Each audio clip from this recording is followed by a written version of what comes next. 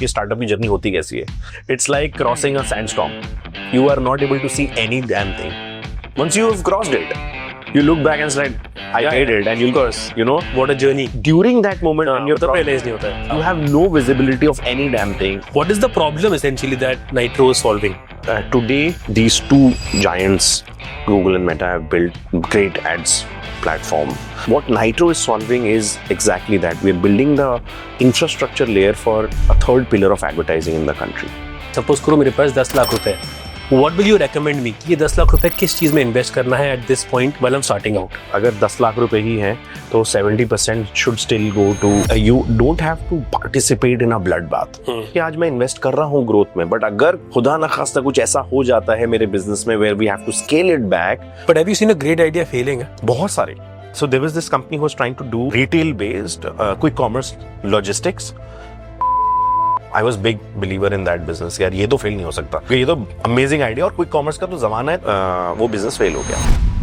I was introduced to a very interesting book which is called the Book of Answers. Yes. We'll open random pages. इस पे answer लिखा होगा. And that could be the destiny. Where do you see Nitro Commerce 2 years down the line? Honestly, I think As a founder, you are nearing your biggest victory. am I nearing a victory? वो किस चीज के बारे में है? IPO. Me standing on BSE and ringing that bell. Wait for a better offer. मैं ये book लेके जा रहा हूँ.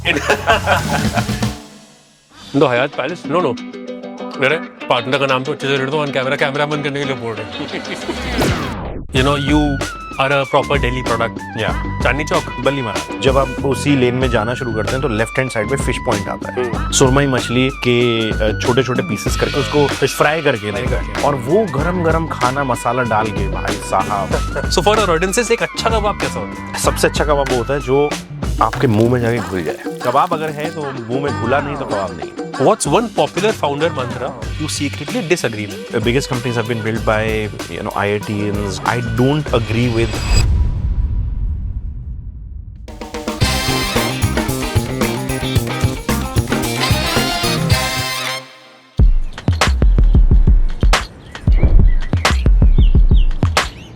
Founders build, they scale, they exit, and then they do it all over again.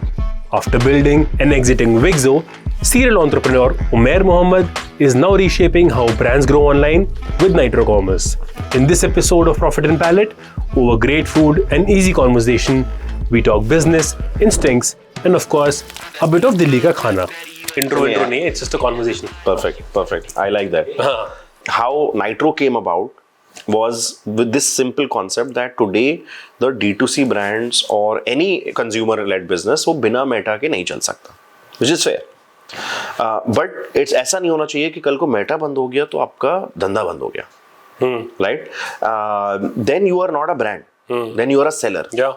Right? And there is a massive difference between being a brand and being a seller. So the second biggest insight for us was today if I ask कि यार ये जो audience है India की जो purchasing power hold करती है 90% of the purchasing power comes from about 18 to 20 crore people. Yeah.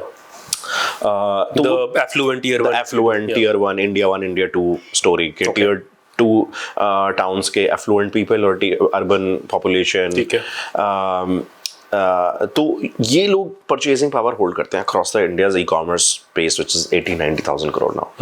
तो what is it that where do these people hang out, right?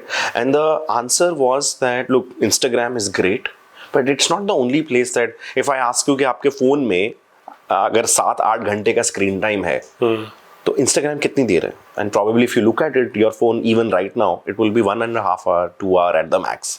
ठीक है, max. तो 6 घंटे आप फोन पे हो बट कुछ और कर रहे हो. True. Right? And so वो कौन सी एप्स हैं? उन एप्स के अंदर भी तो वही सेम ऑडियंस जा रही है. But those apps do not fall under the purview of Google और Meta. So India needed a third advertising layer that could consolidate this new age applications. आपके पास यूपीआई 1-2 यूपीआई के एप्स होंगी. आपके पास 3-4 OTT platforms होंगे. आपके पास 1-2 gaming apps होंगी जो आप खेलते हो रेगुलरली. 1-2 फिनटेक एप्स होंगी. ठीक है, and maybe a couple of utility apps.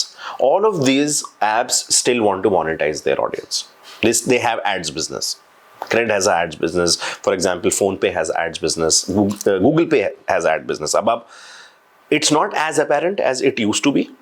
Truecaller has ads business. I'm sure you have used Truecaller or you still do. Yeah. Truecaller has a brilliant ads business. But सबके ads apparent नहीं है. Add की तरह नहीं है. Sometimes you receive a scratch card because you done a UPI transaction. आपको ऐसा लगता है कि आपने वो अर्न किया, वो अर्न नहीं किया, वो एक्चुअली एड है, राइट? वो एड दिखा रहा है आपको. But the problem with that entire ecosystem was that those ads were not relevant. कितनी बार हुआ है कि आपने ट्रू कॉलर पे कुछ सर्च करा और आपको एड आया हो और आपने सोचा यार जल्दी से हटाओ इसको, you know. And I'm just taking Truecaller's example because you know that's how ad inventory has been sold in the country or globally. So this was the biggest insight when we launched Nitro. We said the magic why Meta is able to do what they are able to do at that scale is because of primarily two pillars of one is identity, who you are, right? And they know it because they have your social graph, your Facebook account, your Instagram account, and your intent in that moment. Because you could be a perfect candidate for like a Mercedes-Benz.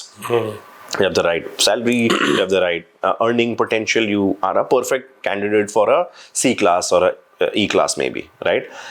But if you don't have an intent to purchase a car in the next maybe 6-8 weeks, then मैं 5,000 ad आपको ad दिखा दूँ या 50,000 ad दिखा दूँ, आप नहीं खरीदोगे because intent नहीं. And this is what Meta has cracked.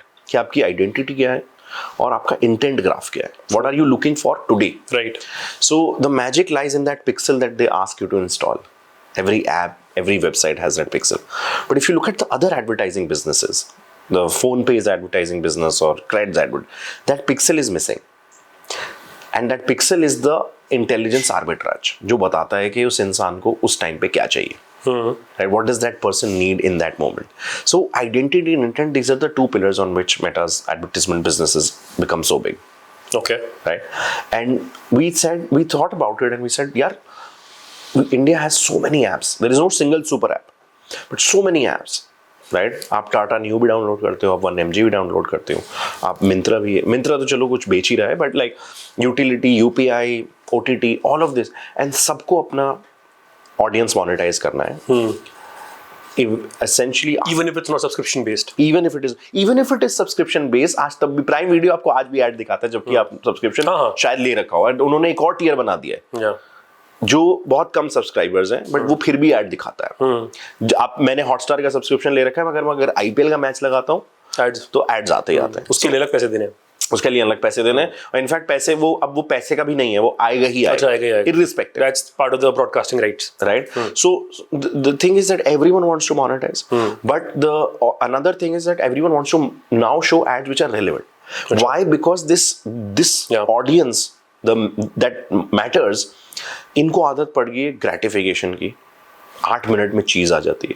So if your experience is not personalized as an app, you will not be able to hold that customer for long. तो अगर आपके for example if you are using UPI and एक app आपको बहुत relevant coupons दे रही है, let's say you wear Jack and Jones and you wear let's say you know Kenneth Cole and whatever, right? वो scratch cards आ रहे हैं versus आपको Bombay Shaving Company या whatever like maybe Biba W for Women आ रहे हैं. आप कह रहे हो यार ये तो relevant ही नहीं मेरे लिए. ठीक है, वो ऐड आ रहे हैं. तो ऐड कितना रेलेवेंट है उसकी बेसिस पे how big you are able to build your ads business वो रिलाई करेगा. आज इनफैक्ट पीपल थॉट कि यार अब एआई आ गया है, एड्स का क्या होगा. In fact chat GPT is also launching a ad based because that has been the business of internet for the longest time, for 20 years. Or do you see that trend breaking at some point that here ठीक है, a subscription followed by advertisement revenue has become kind of a norm, but will that sustain for a foreseeable timeline? See, I think ads is subscription is still a hard problem to crack. Why? Because you need to have that kind of content. Yeah. You need to have that kind of Solution. repeatability, solution, value that a person sees in say I'm paying 300 rupees or 3,000 rupees for this subscription, right? And cancellation rates are extremely high in that. Now, if you're the Netflix of the world. In fact, even Netflix had to go out and purchase Warner Brothers or Paramount, because essentially they realized that at the end of the day, the content business is such that you need to keep on churning out content for people to sustain and watch by subscribing, right? Compare that to an ads business. That's an easier sell. You watched a couple of ads, you watched your favorite content, you watch an ad in between, and that's fine. YouTube has that business, right? YouTube has a premium, but ads is where they make the most of their revenue. So I do feel that ads will continue to play a big role. There will be subscription tiers as well, but there will be ad tiers as well. Yeah. And ChatGPT did exactly that. There is a tier that you can, the $20 tier, which is the basic one. They're saying that tier, because of the usage, because of the inference cost and the infrastructure cost that ChatGPT has, they're saying we're testing ads. Because this is where the highest intent is. Someone is searching for something. Yeah. This is a real estate. So as long as the real estate is there, ads will continue to drive revenue. Even if you are a subscription business. So all subscription businesses, when we talk to them, they want to monetize their audience. They don't want to make it intrusive. They want to make it personalized. Because they also believe that their subscriber is paying. So we should not spam them with ads. We should be very aesthetic with what we show to them or what we tell them. And it should come out as for example, rewards is a great example of where the consumer thinks that he has earned it. Yeah. It's an ad unit, right? But the consumer believes that he's earned that coupon code or scratch card, and if you expire it after some time, consumer complains कि मैंने earn किया था मेरे scratch That's playing with the psychology of a user. So those kind of customer delight experiences will continue to, because at the end of the day, when you have captive audience, when people are coming to watch or listen or, consume content on your platform or do certain activity on your platform, you would want to marry it with showing them ancillary things, because at the end, as a business, paisa banana hai. Yeah. What Nitro is solving is exactly that. We are building the infrastructure layer for a third pillar of advertising in the country that allows brands to access advertising inventory at a cost that makes sense to them. And so it is helping these apps monetize as well. So I know it's not 2 lines, but to summarize it, that we are bringing that supply and demand together in a way that makes, outside of the Meta ecosystem. Outside of the Meta and Google ecosystem, we are bringing that supply and demand together because the supply exists. ये सारे platforms exist कर रहे हैं जो monetize करना चाहते हैं, और इतने सारे 40,000-50,000 brands exist करते हैं जो उस supply को access करना चाहते हैं. But is that something that is making you exclusive कि हम लोग Meta and YouTube के साथ नहीं काम कर रहे हैं? उनके लिए उनके पैरेलली काम कर रहे हैं. और will that hold? क्या ऐसा ही रहने वाला है हमेशा? I do believe कि the answer of course lies in data. तो ऐसा नहीं है कि हम YouTube के साथ पार्टनर नहीं करेंगे या Meta के साथ नहीं करेंगे. हम Snapchat के साथ अभी पार्टनर किया है. तो because again for somebody like me, I mean, to imagine surviving in a jungle like this where YouTube and Meta exist, to think that we can, I mean, go on to the extent of even beating them at some point. लेकिन उनके साथ नहीं, उनके parallelly. Yeah. Are you a believer in that philosophy? I 100% believe that India will see a very, very large advertising player parallel to Google and Meta. Okay. And if you look at their businesses and how it has evolved, the revenues have evolved over the last 10 years. Meta has gone to about, I think, 24 or 28,000 crore now, advertising revenue. And Google is at, I think, 35,000 crore. So these are massive numbers. So I'm not saying that there will be a third player that will do that revenue, because they're almost a decade ahead. Yeah. But if someone starts today, I think they will catch up to maybe 1/3 or half of their number over the next 3 to 5 years. So there's a market share to be captured. There is a market share to be captured. There is supply. Like I said, there is a supply demand. For any product to exist and be successful in a marketplace model, you have to have supply demand working parallelly. So luckily for us, the supply existed. Everyone wanted to monetize their audiences, these apps, super apps, OTTs, and the demand is ever increasing. There is no problem of demand. Every brand wants to do more revenue.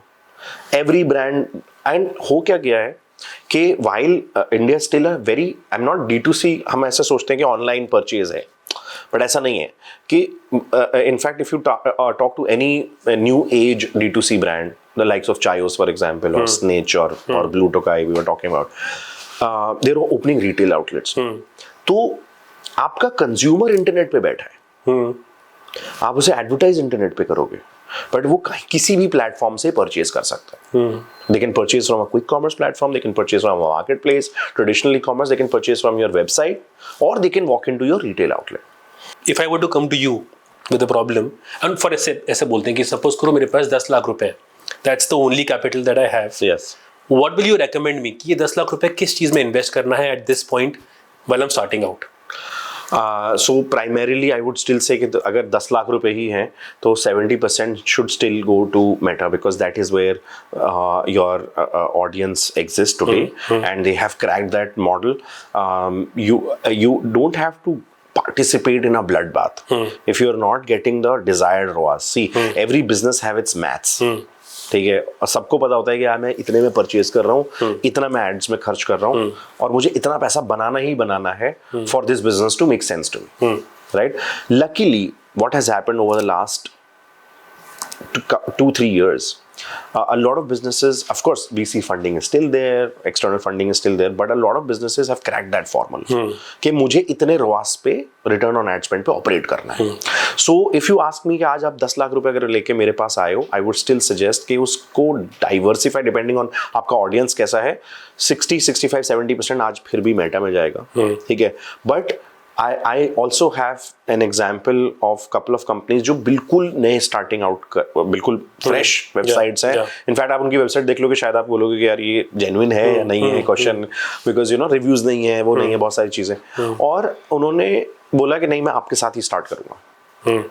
And they started with small budget, 30,000-40,000 rupees per month kind of, and they are getting 3x of return on ad spend. But उसको अभी scale करने के लिए आपको Instagram पे भी करना पड़ेगा, slowly आपको Snapchat पे भी करना पड़ेगा, क्योंकि Snapchat की audience while compared to Meta 1/3 है, but honestly the स्पेंडर ज्यादा है, स्पेंडर ज्यादा है, और वो जो आज पॉपुलेशन आ गई है स्नैपचैट पे 18 to 34, वो है जो एक्चुअल स्पेंड कर रही है, राइट? तो स्नैपचैट पे भी करना पड़ेगा आपको. तो इवेंचुअली देखो सारे प्लेटफॉर्म, बट अगर खाली 10 लाख रुपए है, वुड स्टिल से 65-70% मेटा पे ही जाएगा, ठीक है. 30% you can keep for experiments, you can keep to utilize various UPI apps और OTT प्लेटफॉर्म्स. OTT में भी नहीं, क्योंकि 10 लाख रुपए ही हैं, OTT का स्टार्टिंग पॉइंट ही एक्सपेंसिव होता है. हाउएवर आई थिंक वो एट एनी लेवल, आज 10 लाख रुपए हैं या कल 1 करोड़ होंगे या 5 करोड़ होंगे, it is very important to have like a marketing mix, right? And वो मे बी 10 लाख रुपए में क्रैक करना जरूरी नहीं है. 10 लाख रुपए में तो आपको ये क्रैक करना है कि यार मेरा ROAS आ जाए और मेरा धंधा वैलिड हो जाए कि हाँ 10 साल से मैं 40 लाख रुपए का रेवेन्यू करता हूँ, 4 लाख रुपए का प्रॉफिट करता हूँ. तो this is validation of the business. Then you scale, then you start scaling, then you start bringing कि यार अब मैं एक इन्फ्लुएंसर ले आता हूँ, उससे मेरा ब्रांड वैल्यू बढ़ेगा, मैं थोड़ा सा let's say shark tank sponsor कर देता हूँ, मैं शार्क टैंक पे चला जाता हूँ या किसी और ऐसे प्लेटफॉर्म पे चला जाता हूँ. तो इस तरह की वो तो काफी अल्टीमेट ग्रेटिफिकेशन हो गया शार्क टैंक पे फीचर होना ही. तो आई थिंक ओवरऑल इस तरीके का आप जर्नी रहती है. आज if you are starting up and you have 5, 7, 8, 10 lakh rupees, आप बिल्कुल स्टार्ट कर सकते हो. Internet is a place, and लोग कहते हैं यार क्राउडेड मार्केट, तो मैं उनसे ये कहता हूँ कि क्राउडेड क्यों है market, just think about it. Profits, I mean, in a truest sense, to a lot of founders, is the mark of a successful business. Eventually, what do you think? I mean, do you also share the same idea कि यार profit जब तक नहीं है, तब तक you cannot. I mean, या फिर what is the true marker of success? Yeah. To you. Look, I think. I know profit is seen as the ultimate holy grail for any business. And it should be. The business is built in a way that after some time you have to make money for your shareholders, and profit is the best marker out there. Right. ठीक है. आप कोई भी business करते हो, अगर वो profit बनाता है और 5% से लेकर 15% का EBITDA बनाता है, तो that is the ultimate holy grail. कि यार ये है successful business, right? But having said that, I think we have lost sight of why do we invest in growth, and why do we stay away from. It's not like a lot of new businesses stay away from profitability. वो ऐसा जानबूझ के नहीं करते हैं. But see, sometimes you are building habit changing softwares. I agree, but given that we've also seen the likes of Byju's who've, put in enormous amounts of monies, acquire कर लिए brand, सब कुछ कर लिया, and then eventually growth trajectory बहुत high थी, which eventually came down to nothing. बिल्कुल. So I think that's a good example to quote. And while we have had Byju's of the world, we've also had maybe Lenskart of the world, right? Sure. And we've also had Meesho's of the world. तो काफी सारे ये businesses metrics पे unit economics पे crack करना बहुत tough होता है, right? Because you have to make money on each order, but जब तक वॉल्यूम नहीं होगा आप हर ऑर्डर पे पैसे कैसे बनाओगे, स्केल नहीं कर पाओगे. तो कई बार क्या होता है कि उस नेगेटिव एबिटा को फंड करने के लिए आप एक्सटर्नल कैपिटल रेज करके उसमें इन्वेस्ट करते हो. Having said that, I think the truest mark of an entrepreneur when you talk to someone at that stage जो ग्रो कर रहा है after raising let's say 10 million, 15 million, 20, 100 million, is that there is a path to profitability. There is a path कि ऐसा होना चाहिए कि आज मैं इन्वेस्ट कर रहा हूं ग्रोथ में, बट अगर खुदा न खास्ता कुछ ऐसा हो जाता है मेरे बिजनेस में where we have to scale it back, I have a way that we can continue to sustain the business and we will not completely, it's not artificially funded business कि यार ये बाहर से बस पैसा ही डालते जाओगे तो बिजनेस आएगा, otherwise बंद हो जाएगा. I think that is what is the hardest to crack in any growth story and any growth journey. क्योंकि जब आप ग्रो कर रहे होते हो, पैसा अवेलेबल होता है, आप सोचते हो कि यार चलो आज 800 करोड़ रुपए मेरे बैंक में आ गए, तो मैं क्या करूं, राइट? बिकॉज 800 करोड़ रेज करने के बाद आपने क्यों रेज करा है? सबसे पहले तो 800 का कम, उन जो आपके इन्वेस्टर्स हैं आप उनको 3-4 हज़ार करोड़ बना के तो दोगे वापस. 4-5x तो बेयर मिनिमम आपने उसी उस पर डाला है उन्होंने. तो जब आपने 700-800 करोड़ रुपए रेज कर लिया है, तो your goal is now revenue increase. आपको नेक्स्ट ईयर के तो इतना प्रेशर बिल्ड हो जाता है उस पैसे का कि you start thinking about organic and inorganic growth. Inorganic growth में आप क्या करते हो यार, if it's a consumer business, let's put ads, let's get a brand ambassador, Shahrukh Khan को ले लेते हैं और इसको ले लेते हैं और ऐसा करते हैं. एंड देन इनऑर्गेनिक ग्रोथ कैसे कर सकते हो आपके यार, लेट अस एक्वायर कंपनीज, उसका रेवेन्यू भी हमारी बैलेंस शीट में आएगा. तो so this is how you start thinking when you have that kind of capital line. Has there been an extravagant spend done on your part कि आपने nitro के लिए ऐसा कुछ बिना सोचे कर दिया होगा कि यार बहुत सारे बहुत बताओ, 2-3 बताओ क्या? I think I have, I've always been, look, sometimes we take certain bets. All entrepreneurs, they take certain bets because of it's the nature of the business. We are in the business of innovation, right? अगर आप कुछ innovate करते हो, नई चीज लाते हो market में, that is why you are able to carve out a way. Yeah, absolutely. Right? तो बट कई उस इनोवेशन को करने के लिए कई बार आपको ऐसे डिसीजन लेने पड़ते हैं जो गलत हो सकते हैं. In hindsight when you go back and you shit यार ये गलत ले लिया था डिसीजन उस टाइम पे. बट वो तो पार्ट ऑफ ग्रोथ है. मैं बोल रहा हूँ कोई ऐसा स्पेंड जो पता था शुरू से कि यार ये मैं गलत खर्च कर रहा हूँ. मे बी सम ऑफ हमने बहुत अर्ली अपनी मार्केटिंग, जबकि हमारा प्रोडक्ट बन रहा था, हमने मार्केटिंग थोड़ी सी अर्ली स्टार्ट कर दी थी because obviously I was a second time founder. तो मैंने कुछ मार्केटिंग थोड़ी सी अर्ली कर दी, जिसके ऑब्वियसली जब आप मार्केटिंग करते हो या कोई इवेंट स्पॉन्सर करते हो या कहीं जाके बोलते हो तो लोग इंट्रीग होते हैं, आते हैं आपसे मिलने के, अच्छा ये बना रहे हो. उसका एक अच्छा साइड भी था, बुरा साइड भी था. अच्छा साइड ये था क्योंकि प्रोडक्ट बना नहीं था, तो when people started talking to me, I started talking to them about their problem. I said I can solve it but not now, say in 6 months. तो थोड़ा प्रीमेच्योर हो गया, थोड़ा प्रीमेच्योर मार्केटिंग स्टार्ट कर दी थी. आई think that is on me. But ऐसे हमने कोई एक्स्ट्रावेगेंट वो नहीं किया जिसको पता था कि return. No, every founder does have the financial prudence to be running a business like that, of course. नहीं, so I also कि financial prudence होता है, honestly, like I'll be very honest कि sometimes things कुछ बहुत सारे हम सबको FOMO भी होता है कि यार ये तो इसमें इन्वेस्ट करना चाहिए, और ये कर देना चाहिए हमें, और ये कर रहा है तो हमें ये भी करना चाहिए. And and for example while building our office, I told you that we carved out a place 400 square feet for a podcast studio. Right. Now it is lying there. उसका कुछ नहीं हो रहा, वो बन गया है, बहुत सुंदर अच्छा बन गया है, बढ़िया उसमें फर्नीचर आ गया है, बट आज उसमें कुछ भी शूट नहीं हुआ है, ठीक है। तो it is a cost, right, because आप इलेक्ट्रिसिटी दे रहे हो, आप रेंट दे रहे हो, right. But we've done it with a view कि यार ये ओवर द नेक्स्ट 6 months शायद 1 year या रिटर्न 5x ही दे देगा। क्यों? क्योंकि यहाँ पे हम इतना कंटेंट शूट करेंगे या ये करेंगे, और हम नहीं करेंगे, कोई और करेगा, but essentially we will use this space for this thing. तो ऐसे बहुत सारे डिसीजन है। With Nitro, do you think that you've made it to where you set out to go? No. I think we are like 0.1%. Really? No, that's the high ambition of a founder or any founder. Yeah. कि यार वो nothing is enough, वो तो है। But Nitro की journey में, I mean, did you have a moment of accomplishment that okay, this might be the moment where we've kind of made it? So I think I'll tell you an anecdote.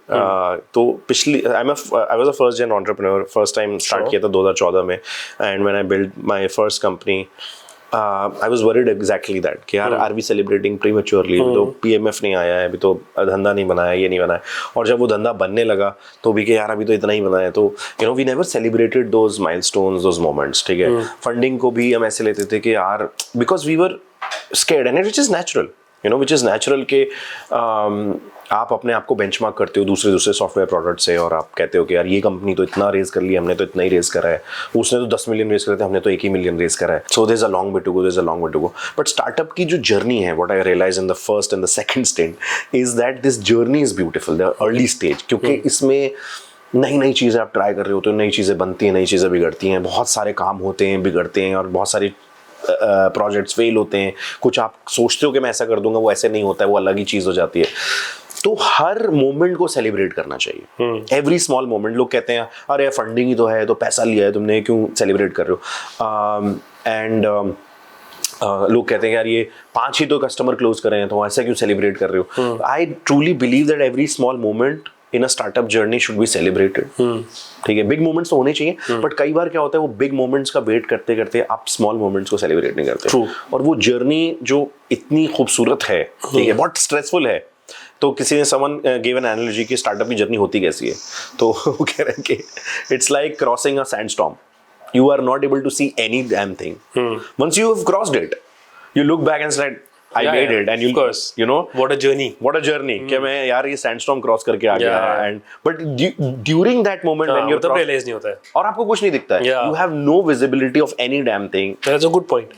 What are the learnings? And I won't obviously, because you've launched fairly successful enterprises as well. So basis उसके कि यार वो मेरी learnings हैं, ये मैं कभी repeat नहीं करने वाला हूँ, या फिर बेसलाइन लर्निंग है जो मैं अप्लाई करने वाला हूँ। बिल्कुल। वो क्या था? आई think the baseline learning was कि आप, and this is something that we have applied in Nitro also, is that what part of the business will pay you money? Pay you मतलब pay the business, no, not the founder. Okay, जब आप B2B में काम करते हो specially, तो what is that part of the P&L that is paying you? That is generating revenue.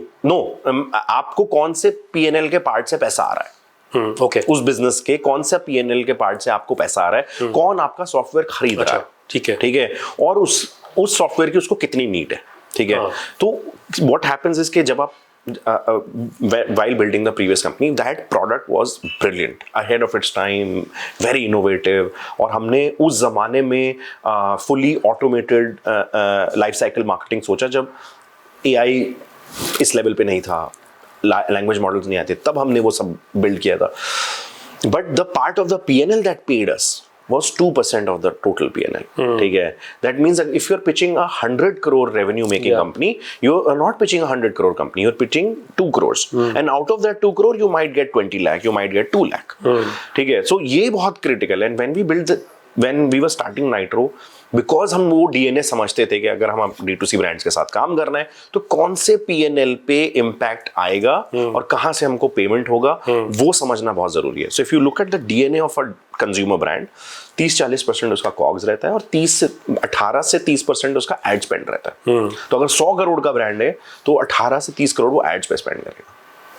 And that was the biggest learning that I applied in Nitro कि यार अगर हमको पे आउट लेना है तो वो 2 करोड़ वाले 100 के 2 नहीं, 100 का 30 वाले में से पे आउट लेना है. Got it. So today we get paid out of that advertising 18 to 30% part of the P&L, and that suddenly increases your overall ticket value.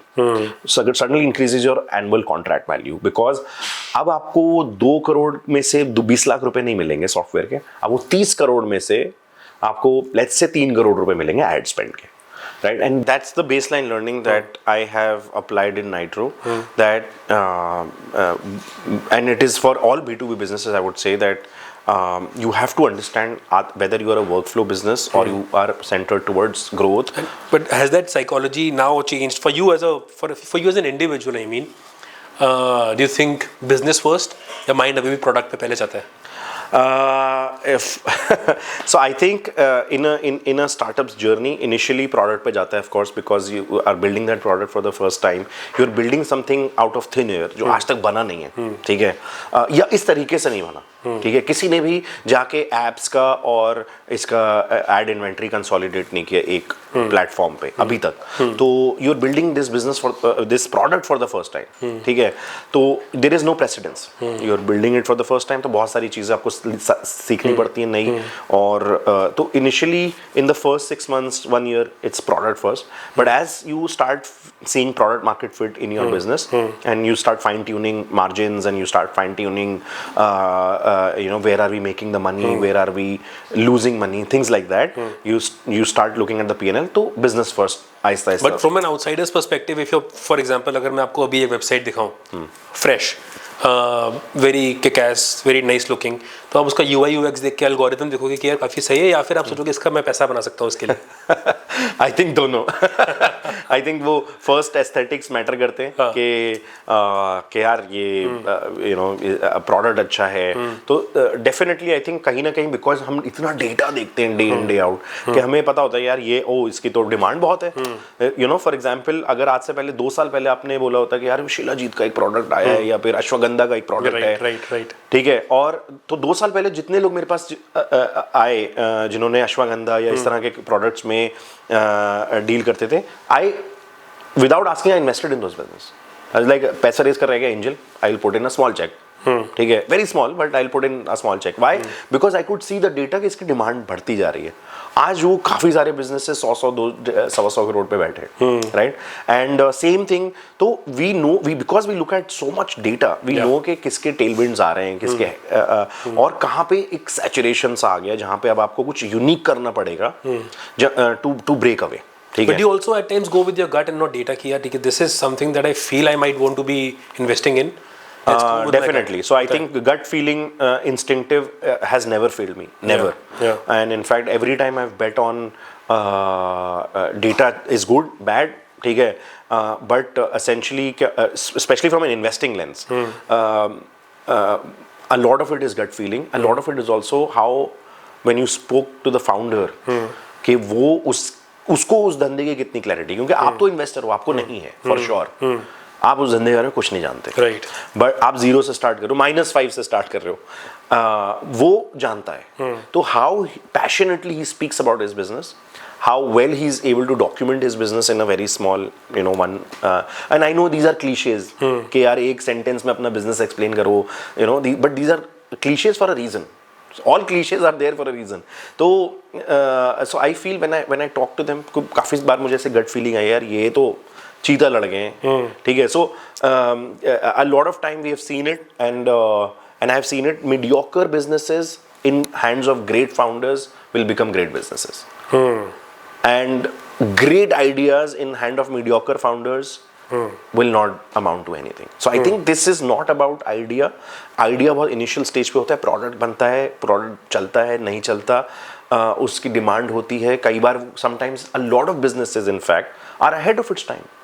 आज वो businesses launch होंगे तो उनका कुछ और scale होगा, ठीक है. ऐसे काफ़ी सारे businesses हैं जो मैं बताऊंगा जो शायद 2016 में 2017 में launch हुए, but उनकी market तब थी नहीं, exist ही नहीं करती थी, ठीक है. मैं तो मतलब बार-बार I am taking the name, but Snapchat के बारे में ही आपके अगर कोई 2017 में बोलता है कि यार ये नया सोशल मीडिया है, इस पे एडवर्टाइज करते हैं, तो कुछ नहीं रिजल्ट आता. But 8 years down the line, people who were using Snap now have the wallet power as well. Now if you do, you are making money. But have you seen a great idea failing, as in कि यार ये बहुत अच्छा idea है? बहुत सारे, a lot of एक great दो एग्जांपल जो कि you felt कि यार आइडिया बहुत ही तगड़ा था. So there was this company who was trying to do retail based quick commerce logistics, last mile delivery. ठीक है, amazing idea कि retail store तो है ही, अब retail store से माल पहुंचाना है जिसने ऑनलाइन ऑर्डर किया. जैसे आप गुड़गांव में हो, आपने कोई शर्ट ऑर्डर करी, तो इंस्टेड ऑफ वेयर हाउस से आए या किसी डार्क स्टोर से आए, उसके रिटेल पे तो माल पड़ा हुआ है. एंड तो कॉन्सेप्चुअली ग्रेट आइडिया कि रिटेल से उठाया, ऑर्डर बुक किया, वहां कोई वेयर हाउसिंग नहीं, कुछ नहीं, कोई वेयर हाउसिंग नहीं, कुछ नहीं, already your shop is your warehouse. तो इन्वेंट्री सिंक कर ली, कैटलॉग सिंक करके उसके इनफैक्ट लैंडिंग पेजेस भी बनाती है बहुत सुंदर से, बहुत अच्छे से.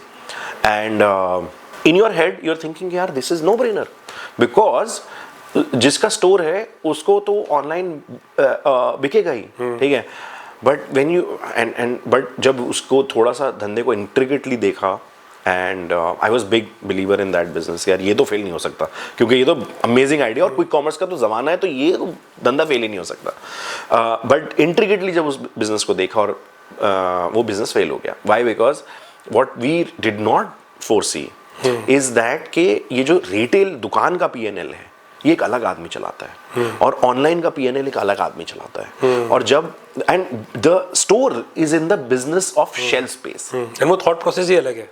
थॉट प्रोसेस अलग है. और फिर अगर आपने अब क्या होता है, ऑनलाइन आपने ऐड चलाया, लार्ज शर्ट आए 5, आपने वो स्टोर पे 5 लार्ज, 5 XL, 6 मीडियम रखवाई थी. ठीक है, आपने ऐड चलाया, 5 लार्ज बिक गई. आपने स्टोर से उठा के डिलीवरी तो करा दी, बट अब स्टोर पे जहां पे आप रेंट पे कर रहे हो, जहां पे आप एक स्पेस ले रखी है आपने, वहां walk ins do not see large. So you do lose business on the walk-ins as well. And उसका जो replenishment cycle है वो बहुत लंबा है आज भी. So unfortunately that business, while conceptually great, absolutely कि यार हाँ मतलब हम ऑनलाइन चलाएंगे और उससे जो ऑर्डर आएगा वो स्टोर से डिलीवर कर देंगे, स्टोर की ही ऑर्डर बुक में वो ऑर्डर दिखेगा, तो ये PNL भी स्टोर का ही. But the business of shelf space get hits. ठीक है, and I think that was one of the ideas. Then someone had an idea of delivering medicine in a quick commerce way, के और आज Tata MG कर रहे हैं, but this idea was 6 years back कि हम 15 मिनट में मेडिसिन पहुंचाते हैं. And conceptually it was great. Execution wise also they had the right, but उनको उस business को funds नहीं मिले at the right time, because this is 6-7 years back, pre-COVID.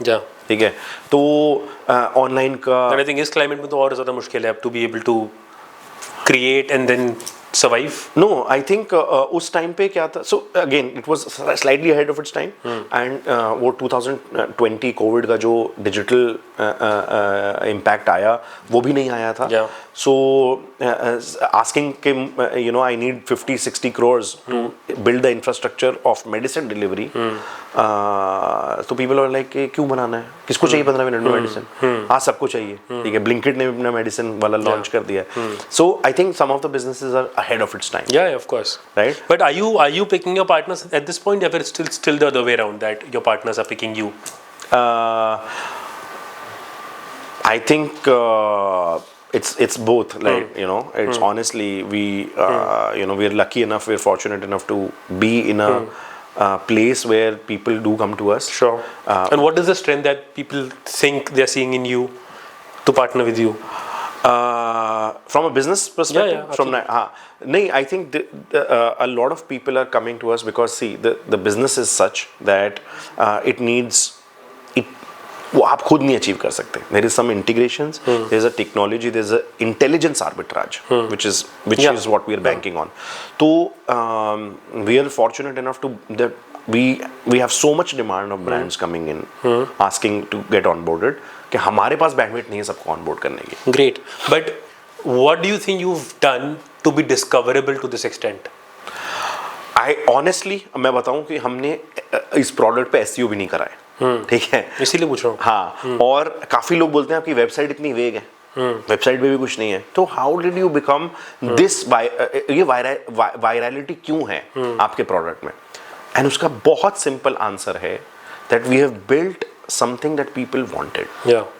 And वो इतना kick ass word of mouth है दैट आज आप किसी छोटे बड़े D2C ब्रांड से जाके पूछ लोगे यार आप नाइट्रो यूज करते हो या आपने सुना है या एंड वो बोलेगा कि हाँ, सुना है मैं यूज़ करता हूँ, या बोलेगा कि यार सुना है अभी तक यूज़ नहीं है बट करना है, ठीक है। तो क्या है सबसे बड़ी सक्सेस स्टोरी आपकी विद अ पार्टनर? सबसे बड़ी बहुत सारी सक्सेस स्टोरीज हैं ऑनेस्टली, बिकॉज यू नो चलो तीन सक्सेस स्टोरीज की बात तो एक बिल्कुल फ्रेश ब्रांड को एकदम you know from zero, literally zero orders to scale to about 10 orders a day पे हम लोग लेके गए, ठीक है। और mix of data plus you know the ads that we run.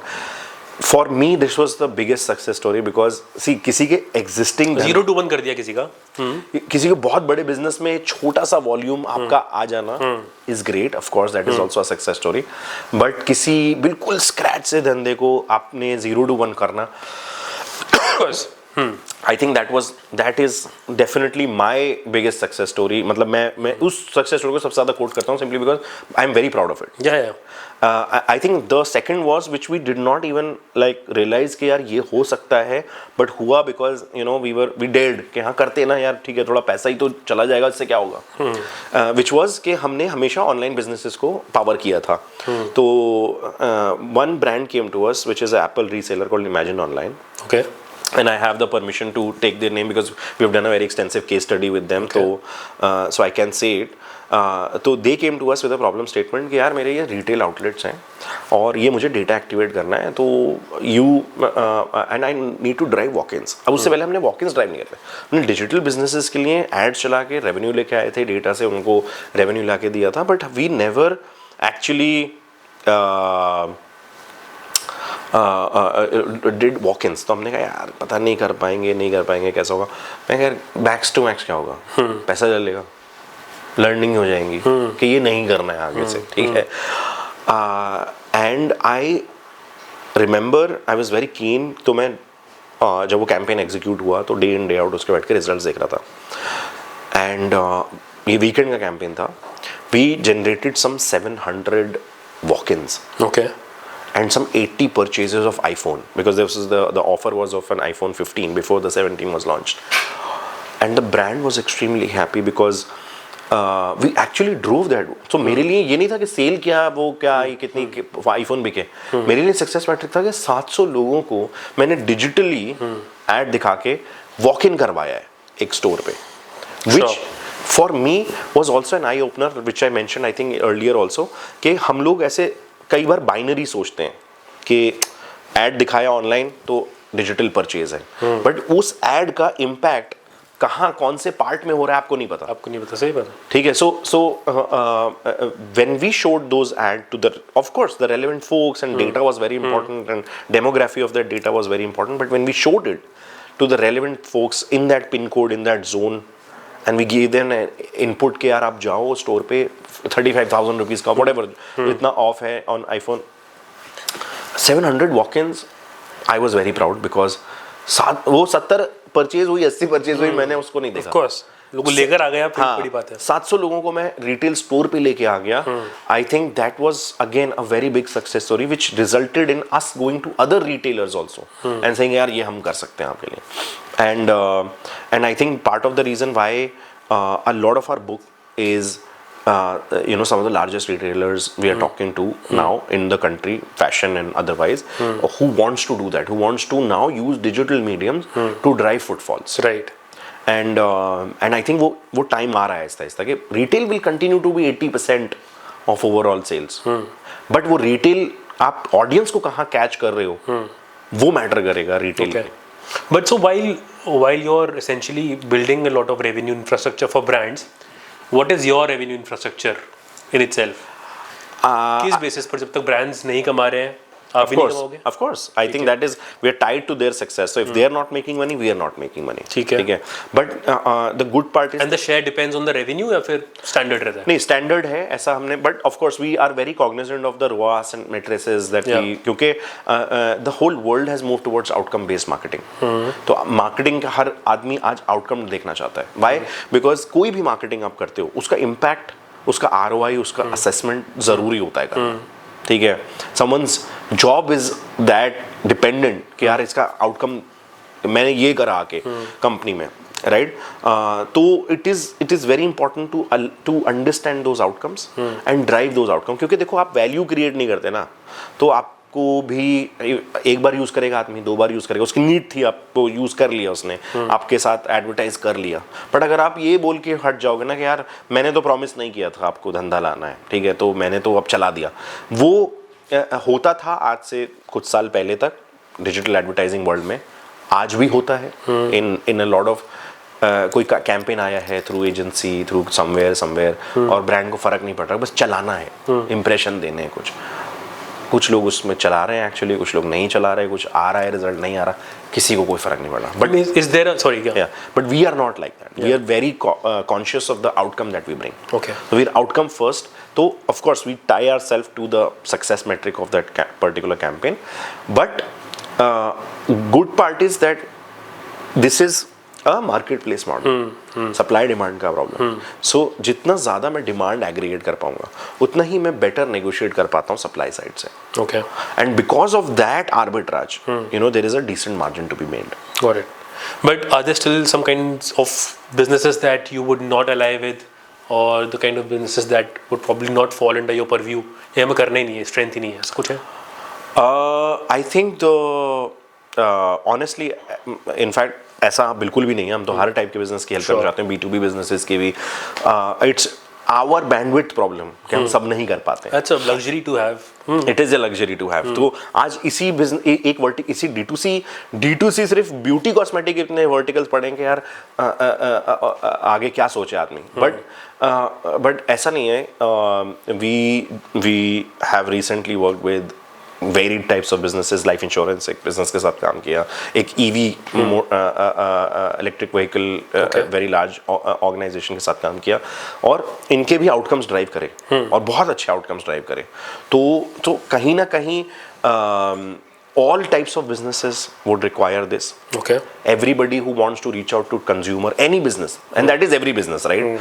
तो I would say कि ऐसा कोई business नहीं है. It is, we don't have the bandwidth to build verticals today. Right. I think in next couple of years, this is what we will do. We will have specialized team. What's the approximate strength of the entire workforce? Today we are 107 people. Okay, and you plan to obviously scale it to? Obviously. Yeah. तो अब वो 100 अगले 2-3 साल में अगले in next going up to 500. नहीं, so hopefully you know we want to keep like the team as compact as possible. As compact as possible. We are a big believer in revenue per employee. Okay. So hopefully we are able to do $1 million per employee kind of a revenue metric. But you know, obviously when the business requires it, we you know. But just in terms of number, if you're comfortable answering, I mean, what's the revenue flow right now? What's the valuation that you're attaching to the brand? So we last month we did 6 million ARR. Okay. And honestly, for a company which is 2 years old, absolutely, it's great. And EBITDA भी आप close कर ही रहे हो. Right. कितने % पे कर रहे हो? So currently we are now profitable. So 15-16% EBITDA. Great. Of course, for a company as young as yours. And अभी हम सोच भी नहीं रहे, अभी तो हमने फंड रेज किया है close 5 million, and we are thinking about scale only कि यार you know whatever the business need. अब यहाँ से 0 to 5 million अगर 12 महीने में किया है तो अगले 6 महीने में 5 to 10 करना है। Is that something you want to completely dedicate your bandwidth to, और अभी कुछ और प्लान्स है कि यार ठीक है पैरेलली ये भी कर सकते हैं, या कुछ और भी विश लिस्ट है? नहीं, सो आई थिंक पैरेलली कुछ नहीं करते हैं। Luckily you know obviously in a founders journey 99% of your bandwidth goes to your day job, which is Nitro. But having said that, I think I'm also at a stage of life where I do invest in other businesses. Sure. In fact, I am always on the lookout for operators, people who have that willingness and are young enough to say यार मैं operate करता हूँ ये business, ठीक है? One of the verticals of Nitro came about like that, where 2 guys came to us and यार we want to operate this, and we had no plans to launch it. It's called Nitro Capital, and in that because we are growth centric, तो हमने कहा growth कैसे help कर सकते हैं, ads कर सकते हैं, ये कर सकते हैं, data product है, तो और क्या चाहिए growth के लिए? पैसा चाहिए, Yeah. राइट? सो वो पैसा कैसे आएगा? डेट है, इक्विटी है, can we help some of these brands to raise equity, raise debt? That was the concept behind it, but I was like भाई मेरे पास बैंडविड्थ नहीं है, आई कांट डू दैट, एक और वर्टिकल में लॉन्च नहीं कर सकता हूँ. But these two guys came in and said we will build it from scratch, you will not spend a minute on it, ठीक है? And today they have disbursed, I don't know, 25-30 crores worth of loans and I think 25-30 crores worth of equity funding. Partners के लेके आए, but we enabled it, right, for our brand. So there is also this trust gets created with these brands through us कि हाँ यार ये लोग कर रहे हैं, you know. But while you're essentially like you're a Delhiite, Yeah. you know by every mean. By all means. And market competitors तो होंगे for sure. So honestly, luckily for us, and I say luckily, but it is not always lucky or fortunate. Not having competitors is not always fortunate, because when you have competitors, Sure. if you increase the pie, तो दोनों जो educate करते हैं, awareness create करते हैं, वो दोनों के business को impact करता है. Right. But when you are alone, तो आपको awareness भी करनी है, educate भी करना है customer को, उसको लेके भी आना है. तो luckily for us, we did not have any competitors on this side of the table. On the ads product, we did not have any competitors. Why? Because किसी ने इससे पहले ये मैंडेट लिया नहीं था, क्योंकि इतना बड़ा मैंडेट को कौन लड़ेगा यार जाके जायंट से, और कौन बिल्ड करेगा ये? बिकॉज एंड इस बिजनेस को चलाने के लिए इतनी मैसिव टेक नॉलेज होना कि क्योंकि ये सिर्फ ऐसा नहीं है, ये धंधा नहीं है, ये एक बहुत well placed very deeply integrated technology है जो इन एप्स के अंदर जाके इंटीग्रेट होती है. फिर वहां से एक एड्स का इन्वेंट्री उठ के आपके पास आता है, जिसको आपको डिसाइड करना है कि किसको क्या एड दिखाना है. तो there is a lot of heavy lifting. इसका एक एग्जांपल दोगे आप Umer, if you can? So अगर आपने यूपीआई में कभी ट्रांजैक्ट किया है, ठीक है, जोमेटो पे आपने अगर ऑर्डर किया है तो थैंक यू पेज आता है, तो थैंक यू पेज पे एक स्क्रैच कार्ड आता है. तो lot of the scratch cards are powered by Nitro. Okay. तो वो इंटेलिजेंस भी हम ड्राइव करते हैं कि यार ये बंदा है, ये इसकी आइडेंटिटी है, ये from a creative stand as well. Not creative, ये तो standard scratch card coupon codes हैं, तो इसमें क्रिएटिव इतना नहीं चाहिए होता है. But I will come to creatives also. तो कई बार क्या होता है कि हम ब्रांड को एडवाइस करते हैं कि यार आपका तो ब्रांड पुल है, आपको तो राइट ऑडियंस चाहिए बस. तो अगर जोमेटो के थैंक यू पेज पे आप पहुंचे हो, वहाँ पे स्क्रैच कार्ड है, तो we have powered some of दो स्क्रैच कार्ड्स. गूगल पे पे अगर आपने स्क्रैच कार्ड रिसीव करेंगे, वी पावर्ड सम ऑफ दो scratch cards. Again if you have तो ओटीटी पे या यूपीआई एप्स पे या गेमिंग में अगर आपने कभी Truecaller is one of our partner, तो ट्रू कॉलर पे अगर ऐड देखा है, so very small percentage today because obviously still building it out, and तभी हमें लगता है कि हम 0.1% पहुंचे, because even after doing all of this there is so much space in these companies. अगर user psychology over a period of time keeps evolving and वो लोग एड्स के लिए पैसा देना बंद कर दें कि यार ठीक है, नहीं हम पैसा देते हैं one time, we don't want to see ads, how where does that place you in terms of the whole dynamic? I think so दोनों चीज़ें. Look, I think a lot of businesses already have tiers where you can not see the ads, and subscription tiers, which is completely fine. But हो सकता है ClickBuzz भी आपको traditional ads यानी वो banner और वो दिखाना बंद कर दे. So maybe the ad formats might change. वो हो सकता है आपको कस्टमर डिलाइट करने के लिए कहीं रिवॉर्ड्स देना शुरू कर दे कि यार आपने thank you for purchasing a subscription, ये लो 5 कूपन कोड, ठीक है. And so the formats can change, and the formats might come to a point where, for example, do you mind क्या जब आप Instagram scroll करते हो आपको ऐड आता है? Most of the time you don't. Yeah, it's part of the habit now. No, और कुछ थोड़ा engagement भी मिल जाता है, because it is also very relevant to you. Yeah, true. So यही कॉन्सेप्ट है. अगर कुछ चीज़ आपको ClickBuzz दिखाएगा, for example if ClickBuzz knows कि यार ये बंदा 2 दिन से शर्ट ढूंढ रहा है, और आपको अगर वहाँ पे रेयर रैबिट का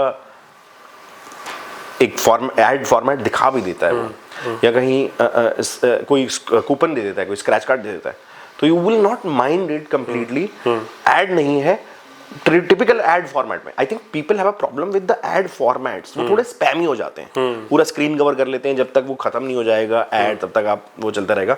आई think people usually accept ads if they are relevant to them and in a format which is not spammy. Right. right? So I think those are the two things if we are able to do. On that note, while we're talking about it, Yes. since show का जो second half, the show का जो other part, the palette part is now finally here. We've spoken much about profits. So I think that so for us, I think we are not worried कि यार ये ad, because honestly, like all ads are नहीं, because I'm saying because apps भी encourage कर रही हैं audiences को. YouTube Yeah. बोल रहा है कि यार आप YouTube Premium लो, बिल्कुल. ads मत देखो. ClickBuzz भी ये बोल रहा है. Eventually maybe Netflix might also get into this game. बिल्कुल. या Hotstar, Prime Video, you pay a little extra to not see ads.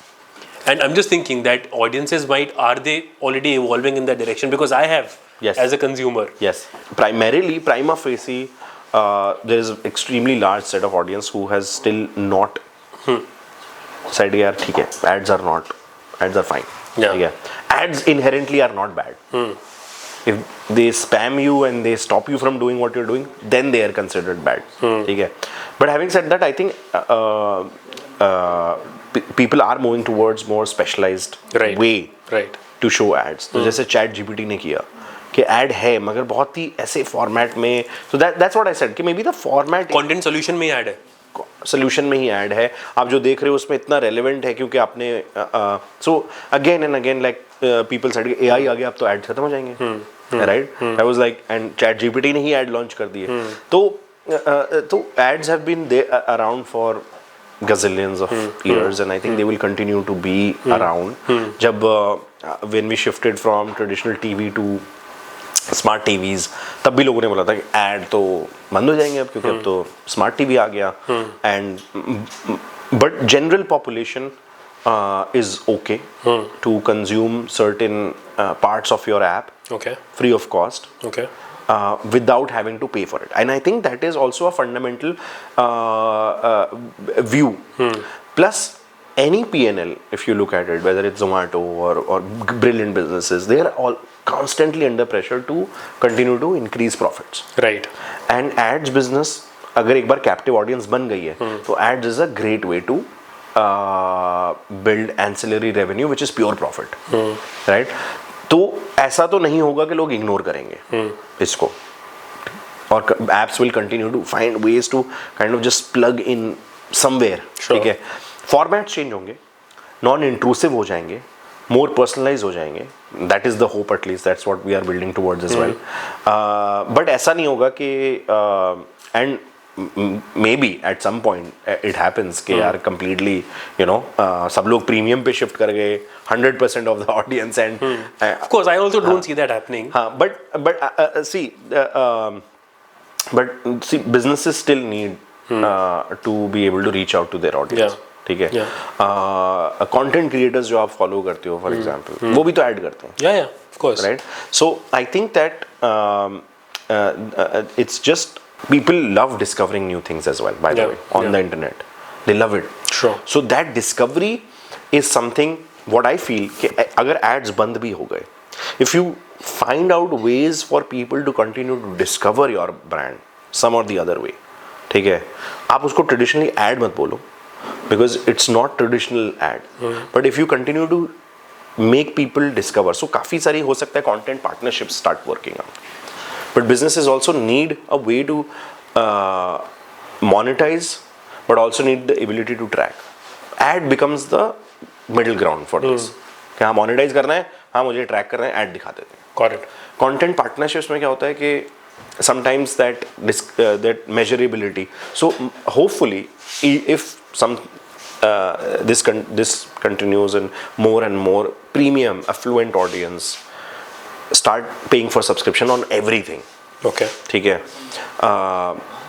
we will still find ways to be able to integrate brands into traditional ad format नहीं होगा, शायद content partnerships होगी, जैसे ClickBuzz के साथ is a great example. तो हो सकता है कि अब वो मेरे पास 5 ऐसे ब्रांड आए कि यार ClickBuzz के साथ पार्टनर करना है, ऐड नहीं दिखाना है बट कोई बात नहीं, बट कंटेंट में पार्टनर करना है. तो हो सकता है ClickBuzz कुछ ऐसा काम करे उन ब्रांड को विजिबिलिटी देने के लिए अपनी ऑडियंस को, ऐड ना लगे but feels like more content partnership relevant to you. तो वो उस तरह की पार्टनरशिप्स इवॉल्व होंगी. And the answer would still lie in data कि क्या ओवरलैप है, उसका क्या इंटेंट है और किस यूजर को क्या दिखाना है. Yeah. Since we were talking about wish list, I was introduced to a very interesting book, which is called the Book of Answers. Yes. Apparently, you just got to make a wish list, or maybe just manifest something. Yes. Ideally, तो मन में करना होता है, but for our audiences, let's do it out loud. Yes. So what we're going to do is, from a Nitro Commerce point of view, Okay. okay, let's manifest 5 different things. Okay. Okay. And we'll open random pages. इस पे answer लिखा होगा. And that could be the destiny. 1. Where do you see Nitro Commerce 2 years down the line? 3 countries and 200 crore plus revenue. Okay. For the audiences, random page. Consider it an opportunity, which it essentially is. Absolutely. Okay. Scenario second. As an individual, as a founder, you are nearing your biggest victory. As an individual, what is that victory looking like to you? I think, am I nearing a victory? You are nearing a victory and you're visualizing something. वो किस चीज के बारे में है? IPO. पहले मैं देख लेता हूँ. Me standing on BSE and ringing that bell. Wait for a better offer. Scenario third. Personal life. Personal life में outside of work, outside everything, acquisitions, IPO, partners, brands, उसके अलावा personal life में what is the one thing that you're looking forward to the most? Spending more time with my family. Hopefully, we definitely have to have a good answer for this. Expect to settle. So I might not be able to spend that kind of time with family. I need to manage my expectations. You've got to find your middle ground. Yeah. What is the one big change that you really want to bring about in the quick commerce industry or the industry that you are working in? I think introduce maybe the delivery boys well-being checkup. Okay. I think that is something that sort of overlooked a little bit because the gig economy is extremely hard and they're participating in it. So whatever we can do for them. So maybe a little bit extra. So you want them to be looked after? Looked after. Oh, big yes. Great. A big yes. चलो एक last कर लेते हैं. Nitro commerce में जो आपका favourite employ है, Okay. ठीक है, उसके लिए आप क्या मैनिफेस्ट कर रहे हो? Don't speak for yourself but for him और her. Okay. And you can take the names if you want. I know for a founder it's going to be very very tricky. It's a very slippery slope because there is no one favorite. हाँ, so let's just आप नाम मत लो, but आप बता दो क्या manifest कर रहे हो. I think that I have seen tremendous growth in them. I will not say, and they have done extremely well on whatever is thrown at them. Whatever, right? It could be a problem today. Sure. It could be a problem, something completely not in their KPI, not in their KRA, and they have just picked it up and done that. So for them, I'm. I want to wish them just great health. Okay. And great wealth. So that's for the entire workforce then, collectively. Now you can. On that note, I think we've got all the good answers. And I think Umair has been able to really manifest for some of the great things. So IPO भी नहीं करना है. IPO के लिए better offer का wait करना है. बस वो सबसे I think very relevant answers by the way. मैं ये बुक लेके जा रहा हूँ. Because इंडस्ट्री की मैनिफेस्टेशन हो गई, ब्रांड की हो गई, पार्टनर्स की हो गई, फैमिली की हो गई एंड वर्कफोर्स की भी हो गई. So wishing you all the good luck. But before we continue थोड़ा सा कुछ खा लेते हैं please, because we been chatting for a while. You are a proper Delhi product. Yeah. Born in the by-lanes of Chandni Chowk. बली मरान. तो बली मरान तो मतलब it's known for its food. I'm sure आपने तो पूरा जामा मस्जिद में उसके time, because I personally, because we work a lot around food. I've had food walks Ramzan के time पर, the kind of halims we've had, the kind of niharis we've had. But What was your relationship with food while growing up? what was से ज़्यादा What is? what is my relationship Sure. with food? नहीं, बल्लीवरन का food relationship अलग होगा. अब तो आप गुड़गांव के हाई नहीं सोसाइटीज यार, में रहते हो. नहीं भाई, मैं अभी भी मेरा तो फूड रिलेशनशिप बल्ली मारान वाला ही है.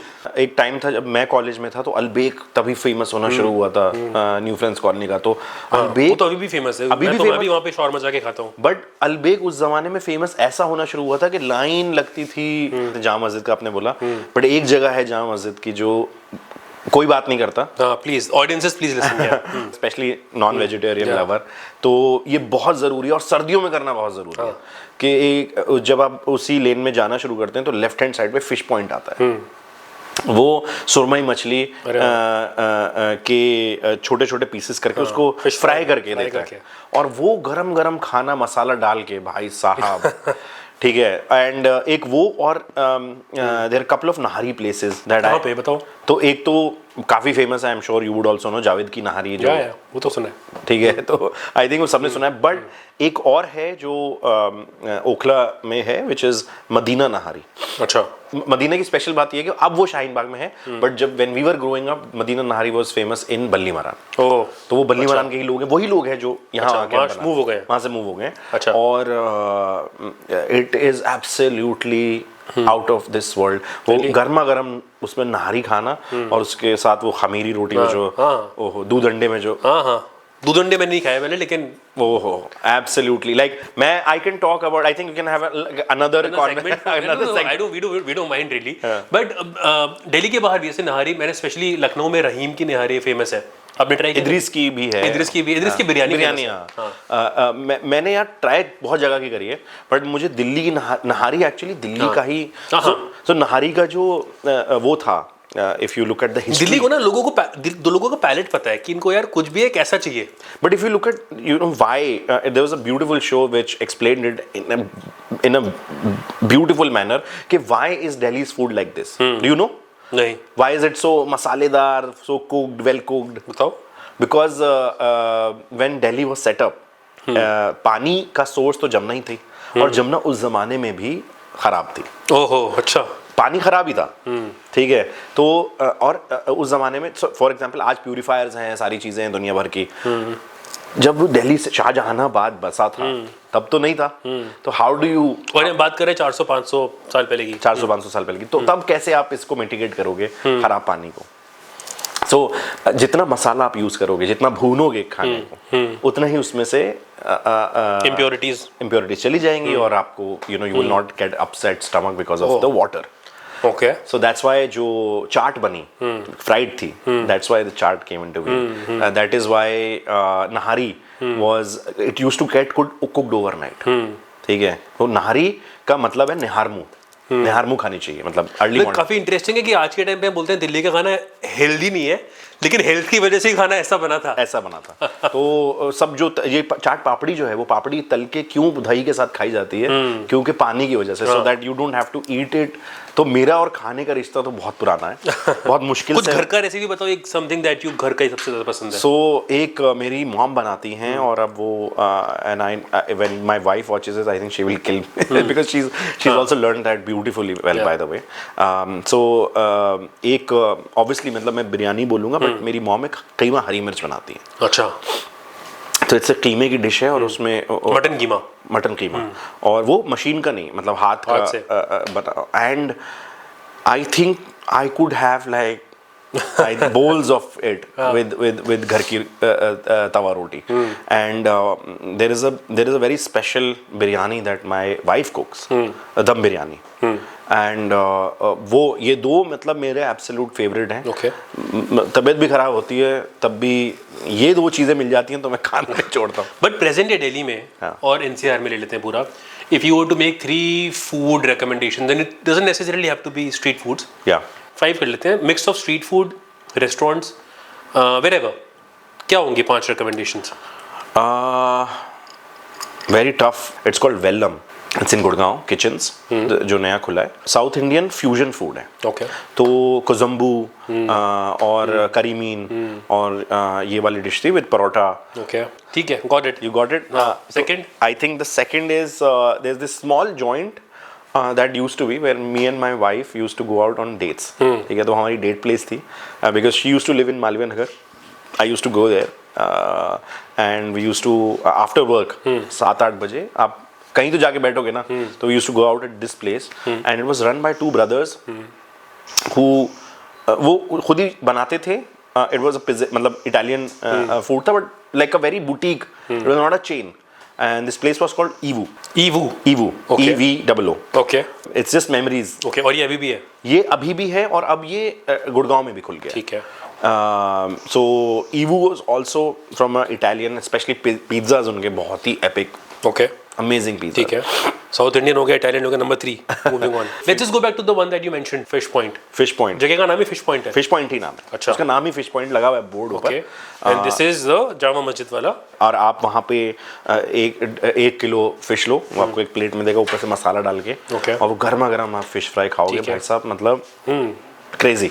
एक रेस्टोरेंट है ओखला में, शाहीन बाग में, मुगल्स. हाँ. Okay. उसका हलीम मुझे बहुत पसंद है. Okay. तो हलीम अगर खाना है तो मतलब मुगल का.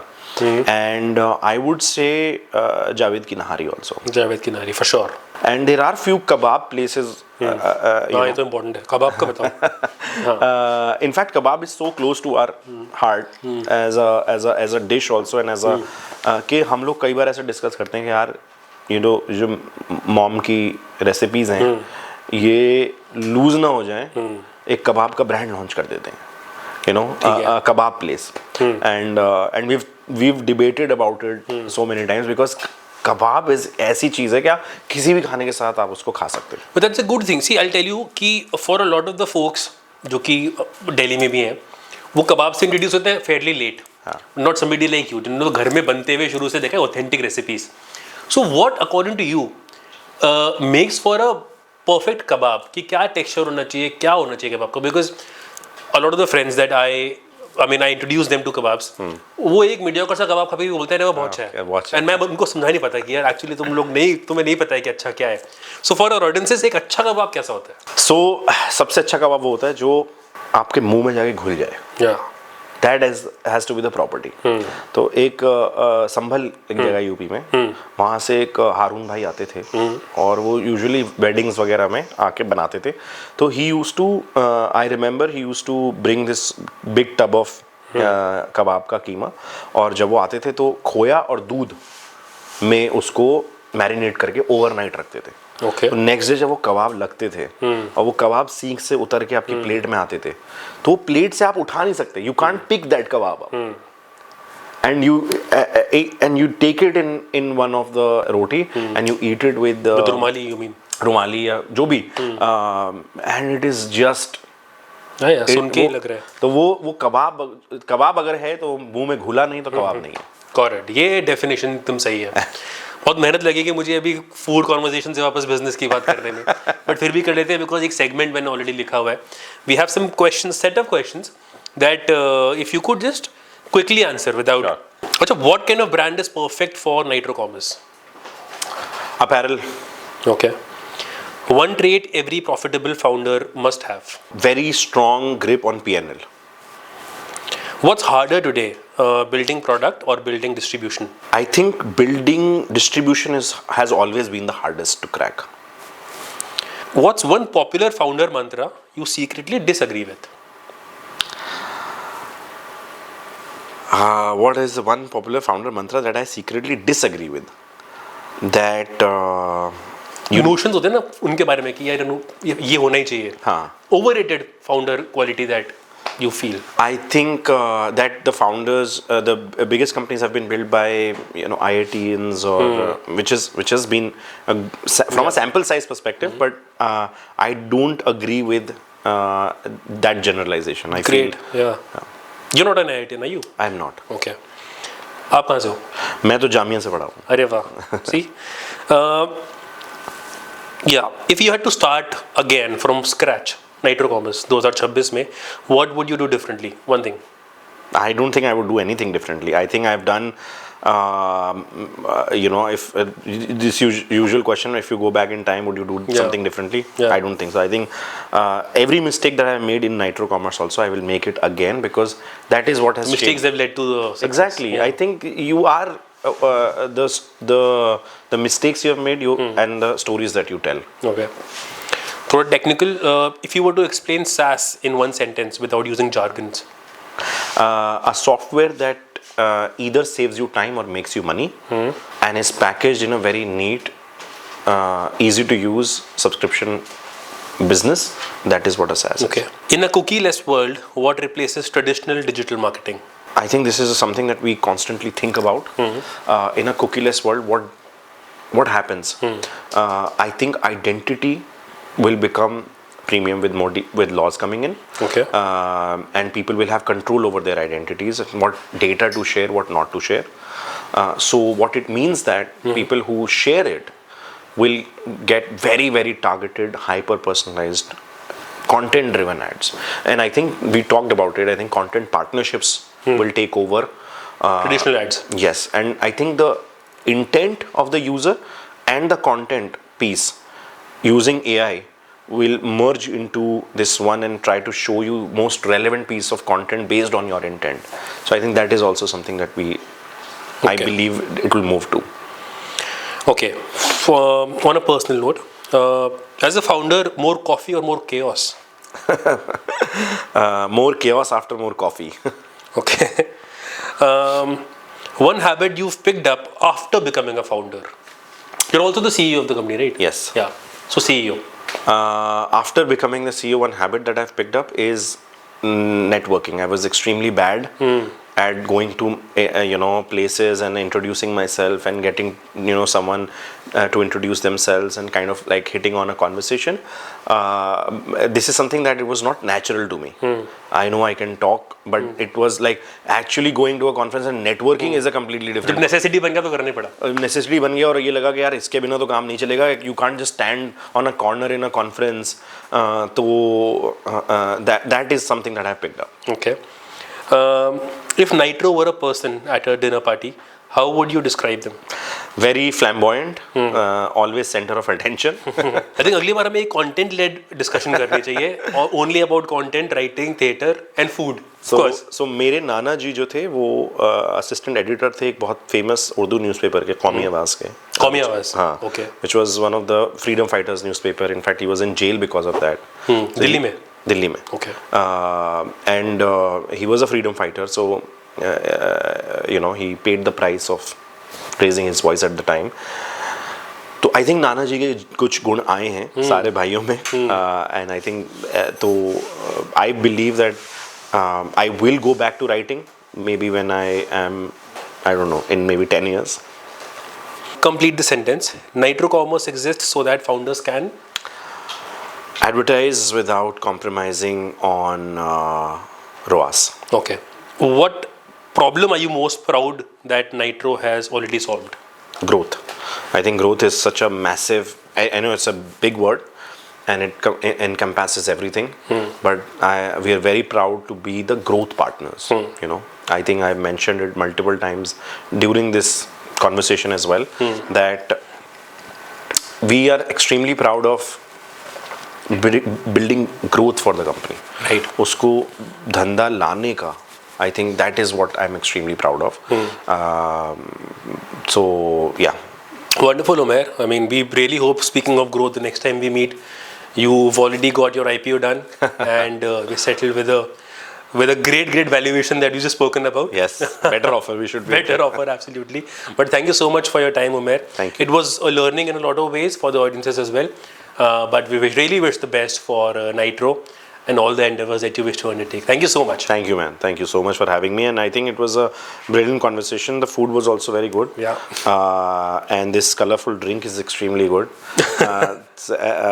Honestly, my drinks... Yeah, with the kind of conversation we've had, business, jargons, these were the only two. Usually my drinks are very greyish or colorless. But this was a welcome change. And I think it was a very riveting conversation. Thanks for, keeping it very free-flowing. Absolutely. Looking forward to having it once again sometime. Absolutely. Thank you. Absolutely.